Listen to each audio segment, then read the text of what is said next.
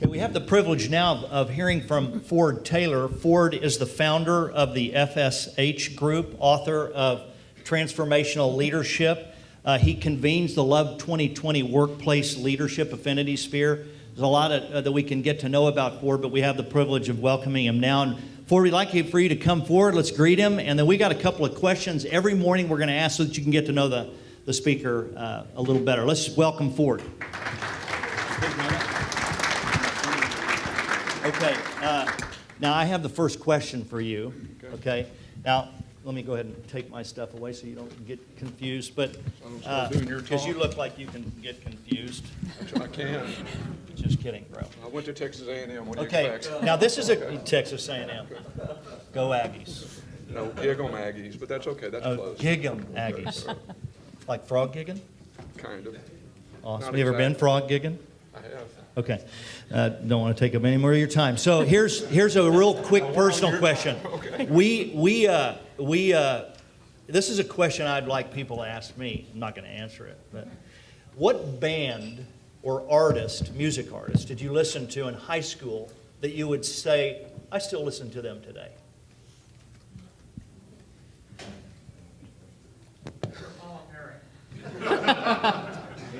Come on. I don't know that there's anybody in high school that I still listen to today. Okay, good answer. All right, you got a question for him, Okay, too. yeah, and briefly, we don't want to listen take. to the same kind of music today that I listened to in high Yes, school. yeah. Okay, and quickly, if you could just answer this, I know, briefly, because I know you have a lot to share with us. What do you wish the body of Christ understood better about workplace evangelism? What one thing? Wow. Should I step up to the microphone here? Yes. So what's the one thing that I wish that the body of Christ understood about workplace evangelism? That's actually in my talk, but I'll go ahead and do it now. Okay?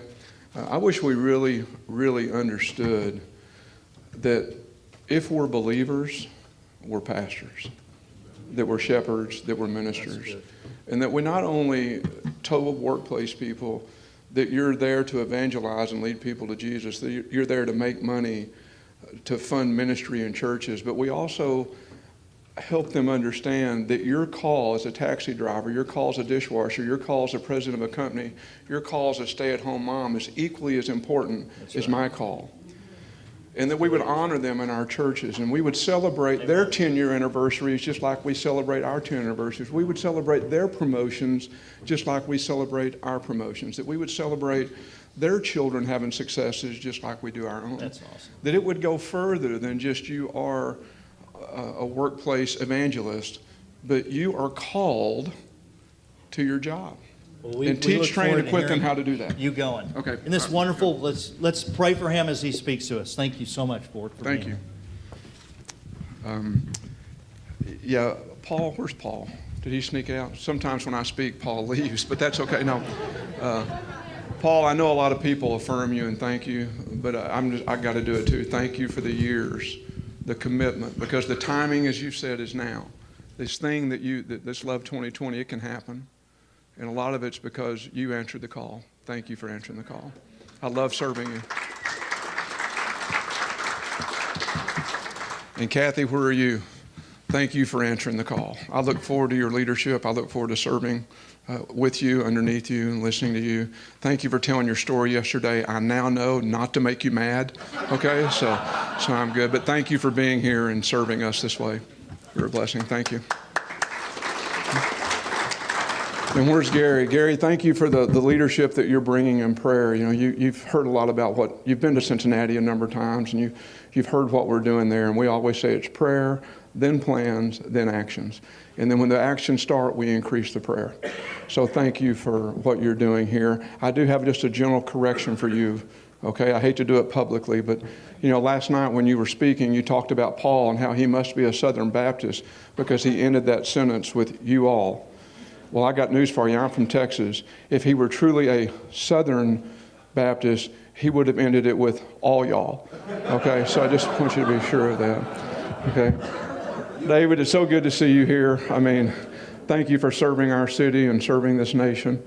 If everybody really could grasp the message that you give, that Christ is all, that Jesus is all, we'd change the world. It would be such an easy thing. Thank you for what you do for so many. You know, Paul asked me to talk today about three things. One is kind of what's going on in the workplace. Number two, what are we doing in our infinity sphere?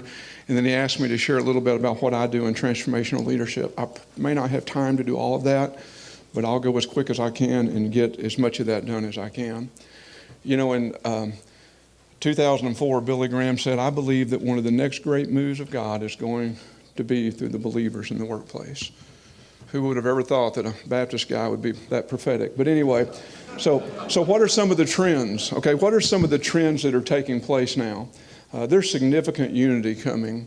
I mean, it's been happening. Things that we weren't seeing 10, 15, 20 years ago, it's happening at an accelerated rate. You know, in 2007, I texted this to myself from the Lord at a prayer meeting. He laid this on my heart, that you'll get to live to see a day that there'll be leaders in cities and across the nation that will learn to humble themselves before God and submit to one another. And when they find each other, you'll see an accelerated convergence of synchronized destiny. Look around the room. We're seeing an accelerated convergence of synchronized destiny. Prayer in the workplace, intercessors and pastors and workplace people working together at rates that we've probably never seen before. Technology, innovation, things that we can do online with one another to stay connected. There's more training being birthed over and over, not just about the what leadership is, what marketplace Christians are, but the how to do it. See, that's what we've missed for so long. I was in church my whole life. I've got the 13-year pins that I didn't miss church for 13 years, yet I'm still the guy that grew a company from scratch to the number one in our industry. And in that place, the most arrogant, prideful man you could be, and in that place, the fall of cheating on my wife for 4 years. And thank goodness I had a pastor and a wife who understood and were able to restore me to go. But when I asked the question, why is it that I could have all that training and still do that? That's where transformational leadership came from for me. Was trying to figure out if I knew the what, but I didn't know the how. What was it? But this training is coming from lots of different places. There's pastor networks. There's seminaries embracing faith at work. There's approximately 100 national faith and work ministries that have come up. There's about 30 city-based workplace networks. There's approximately 300 city movements taking place. See, those things can't happen unless something shifts in the way we think, and something has shifted. So how many are we reaching through modern-day faith at work movement? According to the Bureau of Labor Statistics, there's about 156 million workplace-age people in America.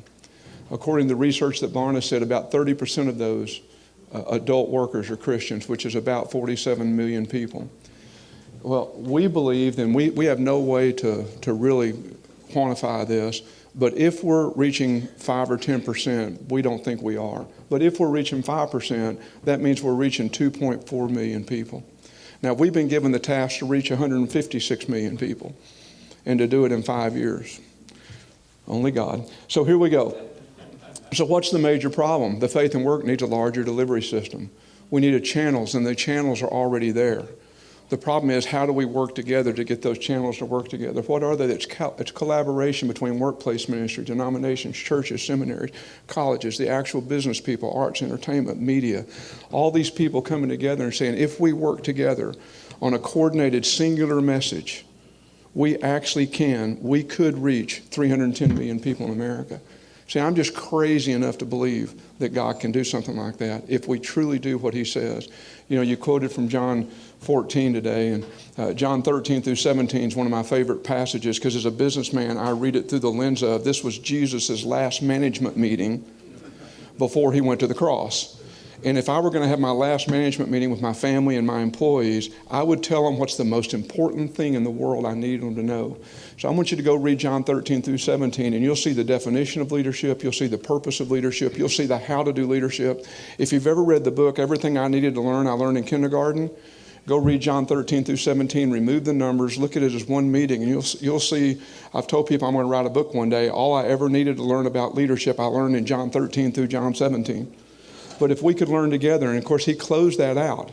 He launched us out of that passage with, Father, let them be one as you and I are one, so that those others will know and believe.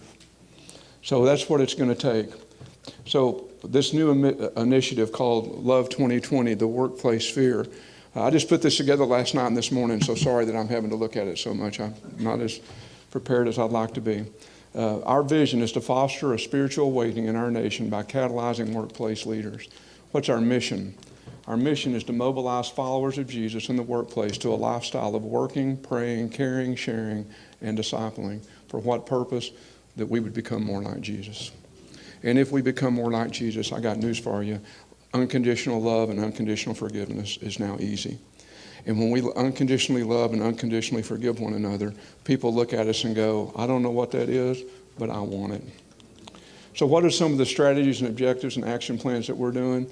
Number one, we're developing a 2 to 3 minute message that would go out to marketplace people, not just about the vision, but about the how, very quick on how. We're going to try to make it interactive, where they can interact with a video. We have technology to do that now, on the how to go out and do love at the marketplace, in the workplace, of prayer, care, share. We're going to do one that's going to be focused on the pastors and challenging the pastors to work alongside, that we learn from each other to be able to go out and train and equip.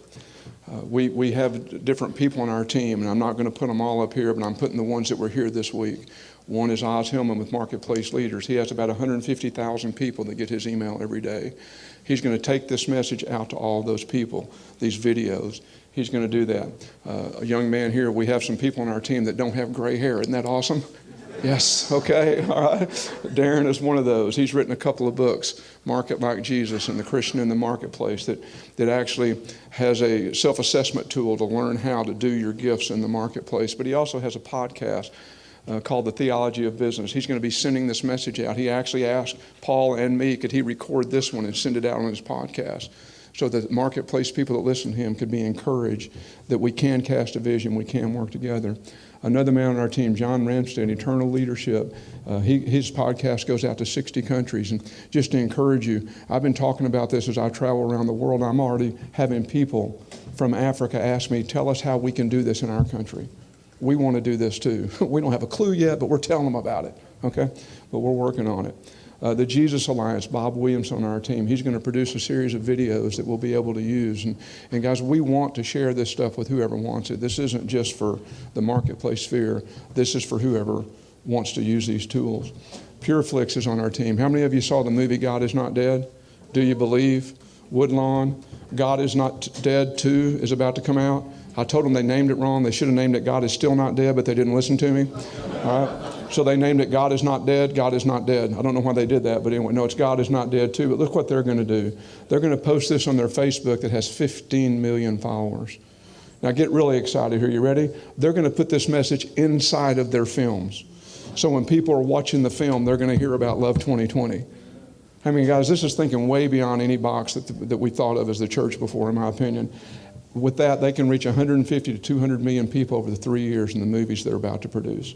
They're also going to put inserts in their Blu-rays and DVDs when they get sold into retail outlets.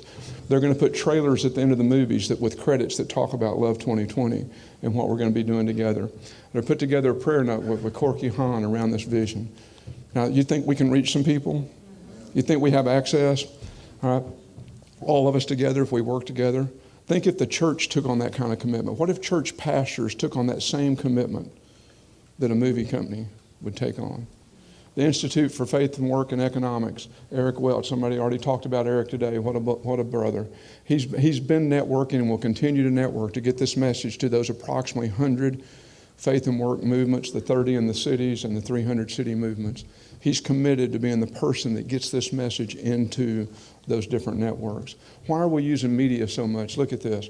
From age birth to age 17, look at the number of hours we spend at church on average, 800. With our parents, 2,000 at school, 11,000. With media, almost 65,000 hours. You think we ought to get some control over the media in America to have an influence? Look at this statistic. These people can't add very well, but that's okay. 8 hours of sleep, 8 hours of work, 11 hours of media. So in our 27-hour day, okay? Okay.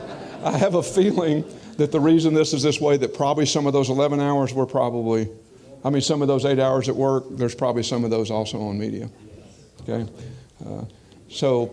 One of the things that they talked about that I do is called transformational leadership. I've already been promoting this at our live events. I'm also going to make a video. We have an interactive training program that people can get online now all over the world that we're also going to be promoting Love 2020 at the end of that interactive program. Lightspeed is the company that produced this for us, and Patrick Williams and I are going to put together these 2 and 3 minute videos that we can be sharing wherever we want to do it, in churches, in the workplace, to really start getting this message out.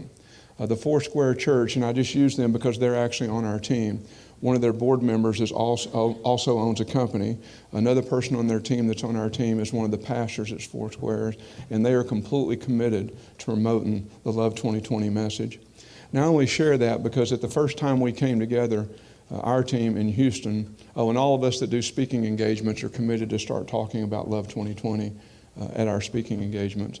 And one of the things we want to do is host an event where we bring pastors and workplace leaders together to better equip each other to be able to do this, to learn from each other. One of the most exciting things that's happened for me in the last probably 10 years is that when we came to the first meeting together in Houston, I left our meeting, go to the restroom. When I came back in, our team said this to me: "Ford, we're already doing this. This is what we do, and that is what we do." That's what FSH Group does. I mean, we pray, care, and share and disciple people. And they said, "We're already doing this, but if Mission America wants us to do this under their umbrella, under this name, we'll do it. But we expect them to bring to us some pastors that we can meet in a room and we can stay at a table and we can have some dialogue over closing the gap on some of these things." And I said that to Paul, and Paul said, "Well, I want to do that. Help me understand it better." And I said, "Paul, is there any chance you'd come to one of our trainings?" And he came. At the end of the training, he said this to me. He said, "Ford, you're not one of those marketplace guys that's mad at pastors and mad at the church, are you? You really want to help." I said, "Paul, I'm not mad at anybody. I really want to help. All I know is that no sphere of influence can do this on their own. The church can't do it on their own. The pastors can't do it on their own. The business guys can't do it on their own. The government leaders can't do it. The education system can't do it. The arts and entertainment can't do it. The media can't do it. The hospitals can't do it. None of us can do it on our own. All I want to do is find a way to get us trained and equipped to work together to go do what it is God's called us to do." I'm not mad at anybody. Y'all may be mad at me by the time I finish today, okay? But this is, one of the things that I teach people is everything in the Bible is really, really simple, but not easy. Therefore, we make it complicated. And we choose to live in the river of complication. But once we cross the bridge of transformation, what's always been simple now becomes easy.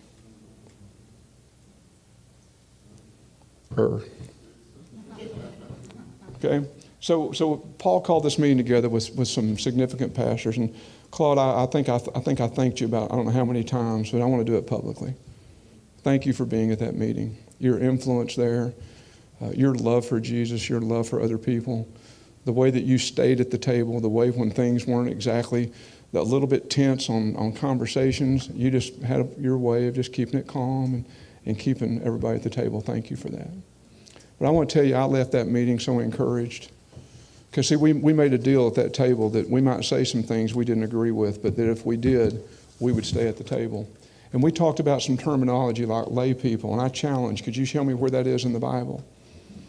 And when we looked it up in Greek, we found out it doesn't say lay people, it says saints. And so we challenged, what if we stop using words like that? What if we stop making the people that are out doing what we do in the marketplace not feel less than? We challenge the word, why do we go to a worship service and close the worship service in prayer? Let's close the worship. Now let's all go be heathens. You see the signal we send? Why don't we start launching the worship service in prayer? Why don't we start launching us to go do what it is we got trained and equipped to do? We challenged the question. I asked one of the pastors, do you believe that a taxi driver's role, if he's called to it by God, where he can evangelize and be important in his role, he's a safer driver because of it? He's caring about people he drives for. Do you think his role is as important as yours? And he said, I struggle with that. And I said, let me ask you this question. Do you think my role in facilitating this meeting today, my role in what I do going out teaching people the gospel in plain glass language, which means I don't talk about God first. I give them the tools to be successful, then I tell them where the tools came from. Do you think my role is as important as yours? He said, yes, I do. I said, well, the difference in you and me is I think that taxi driver's role is just as important as mine, if he's called to it. And I want to train him, equipping how to be the best taxi driver that honors and glorifies God.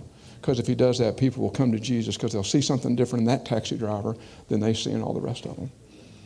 And we honor those roles. See, if the dishwasher is doing it to honor and glorify God, you got a whole lot less chance of getting food poisoning in that restaurant than you do the one down the street. See, there's a logic to this. So we talked about some of those things. We talked about some of the terms that we use and how we might be able to change some of this. And we talked about staying at the table, and they said, hey, could we keep meeting? And I said, I don't have time to lead another meeting. And the pastor said, how about we join your Love2020 team? Come on, guys, did you hear that? The pastor said, how about we join the workplace Love2020 team? And I said, Paul, what do you think? He said, let's do it. Now, do you realize now what we're going to get to learn and what hopefully we can teach and when we work together? So we want to do an event that we pull people together and have those conversations. Because see, what I want to say to my pastor as I was in church, I want to say, would you stop trying to make me feel guilty for coaching my kids on Sunday morning? Because see, what I do on Sunday mornings when I coach those little girls, I bring them into a hotel room and we do a Bible story. And I tell them about Jesus. And then before the season's over, all of their parents are in the room. And we're having a Sunday school class. Would you mind teaching me how to do that instead of making me feel guilty for doing it? You know, and then the parents cry when I quit coaching and beg me not to coach, not to quit. Why aren't we teaching people how to get begged not to quit, taking the gospel out on Sunday mornings and calling it basketball or volleyball or soccer? See, this is a whole shift in the way we think. Because you see, Pastor, I'm here every Sunday. I'm not doing that. I'm the spiritual gifts pastor at your church. I'm doing marriage counseling in your church because we've overcome problems in our marriage that we want to help other people with. Why do you want to make me feel guilty? Pastor, what about when I'm out coaching the high school volleyball team and I've never coached volleyball before and they're supposed to win one match and they have the best season, the best record they ever have in the history of school in 1 year with no seniors and only one returning starter? And what about that kid that came up to me after practice one day and said, Coach, can I ask you a question? Can I meet with you privately? Well, if your parents are okay, we can. The parents say, fine. We go in the room and she says, Coach, I want to share something with you because even though you don't talk about it, I can see that you're a godly man and I believe you're a praying man. And I want to share something with you, but you got to promise me you won't share it with anybody. You can't share it with my parents and you can't share it for sure with my granddad because he's the denominational leader of denomination. Then she pours out her heart how she was sexually abused as a little girl and why she causes so much conflict on the team from that pain. Will you pray for me, Coach? And we prayed for her and we came out and I told her you got to forgive your parents for not being able to tell them and forgive your grandfather and you got to forgive the boy that did it. And we came out and the mom and the dad looked at me and said, what just happened? Can't tell you. That's between you and her. And 2 weeks later we're at practice and we had this conflict going on. And we stopped to deal with conflict and she raised her hand and she says, hey guys, I know I'm the reason that conflict comes. And have I been better the last 2 or 3 weeks? They said, yeah. She said, let me tell you why. And she told them about being sexually abused. And as soon as she finished, and she told what happened in that prayer room and how she got some healing. And as soon as she finished, boom, boom, boom, 3 more girls, me too, me too, me too. Let me ask you something. How much better do you think those girls play volleyball when they're not bound by unforgiveness of being sexually abused? See, this is how this stuff works. What about the company that I went into just a few weeks ago, and it's the believer, the owner is a believer, the CEO, CFO, they're believers. Their executive team, and they have zealot Muslim on the team. They have atheist on the team. They said, Ford, we want you to bring in the faith component with what you do. And I said, please, not yet. Be patient. Let me bring in the non-faith. Let me bring it without talking about it. At the end of the second day, this zealot Muslim came up to me. I wish I could tell these stories about somebody else. I do. But now when I used to do that, my team said, that's false humility. You can't do that. And I started telling them about me. Well, that's pride. Well, I don't know what to do. Okay, I'm stuck. Okay? He comes up to me at the end of the second day and he says, can I talk to you? And I said, yes. He said, I'm a spiritual man. He said, but there's something in your spirit that I've never seen before. And whatever that is, I want it. That's a quote. I said, would you like to know what that is, or would you like to get to know each other a little bit better first? He said, let's get to know each other a little bit better first. I said, okay. At the end of the third day, we're getting ready to leave, and he raises his hand and says, can I say something before we leave? And in front of all the executives, he turns to me and he starts crying, and he starts sharing how his life's been impacted forever from what he's learned in these 3 days, and he can't wait to learn more. That night at dinner, the CEO, the owner, I had told the story. And I said, I want you to pray, because if this man's a zealot for Muslim, he'll be a zealot for Jesus. That night we're sharing, and the CFO looks at me and says, I've never seen that man shed a tear before. Never seen him talk to anybody the way he talked to you. I looked at the owner and said, should I tell him? He said, yes. So I told the owner.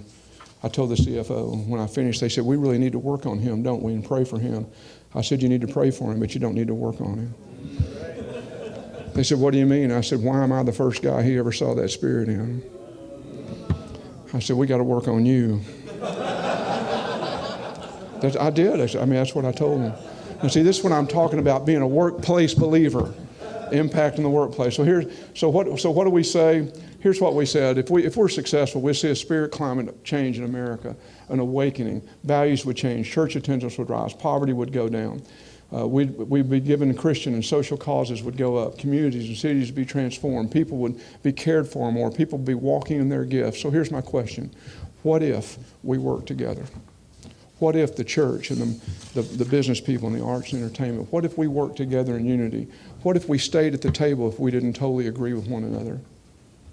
And we said, we'll stay at the table. What if we learned to love and forgive unconditionally? What if we stopped gossiping about one another? We stopped the gossip. What if we learned not to take offense? I'll tell you what happened. We'd be feeding the hungry, housing the homeless, taking care of the orphan and the widow. We'd be leading people to Jesus all over the place. People would be begging to get into our churches. We'd be praying and fasting without recognition. We'd be taking care of the prisoners, returning back into the workforce. And I'll tell you exactly what happens. God says, when you do that, my glory shines in your city. So I got news for you. I'm happy to be with you. Thank you for letting me play on your team. You guys are awesome. God bless all y'all. Amen. Awesome.